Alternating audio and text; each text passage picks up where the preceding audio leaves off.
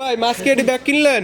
ভাই এই সবই কিনছে আলাদা লিস্ট। ওরে বাবা, আজকে কত করে পড়ছে এটি? ভাই এইটা হলো 500 টাকা আলি গেছে বুঝছেন? 500 আলি? আলিতে 1 কেজি পরে নাই 900 গ্রাম করে পড়ছে। 900 520 30 টাকা কেজি পড়ছে। এটি সবই লিখছেন ব্যাগ এটি আপনার? এই সবই আমার। যাক ভালো। 530 টাকা করে কেজি পড়ছে। বেচবেন কত? বেচবেন এটা 600 টাকা বেচতে হবে, 50 টাকা আর খাজনা আছে না বাজারে। এসব করে 600 বেচতে হইব, 650 বেচতে হইব, 450 বেচতে 500 আবার স্পিডে বেচতে হবে বুঝছেন? বুঝছি। মাছ আজকে একটু মোটামুটি ভালো গাঙ্গো। এর ভিতরে আবার এটি একটু বেশি গেছে, এটি আমরা 800 900 গেছে বুঝলেন? এরকম গেছে, আপনার মাছ দাম একটু কম আছে এরকম।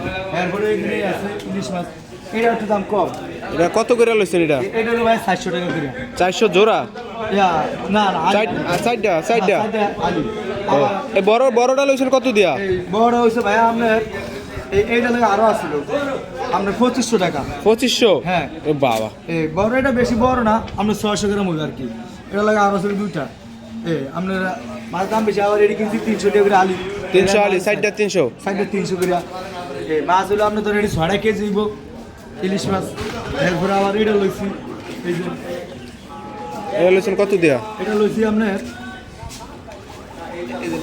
আপনার 500 টাকা করে। 500 সাইডটা? আরে বাবা, এটার দাম বেশি হয়ে গেছে। দাম বেশি, হ্যাঁ। বেশি হাই হয়ে গেছে।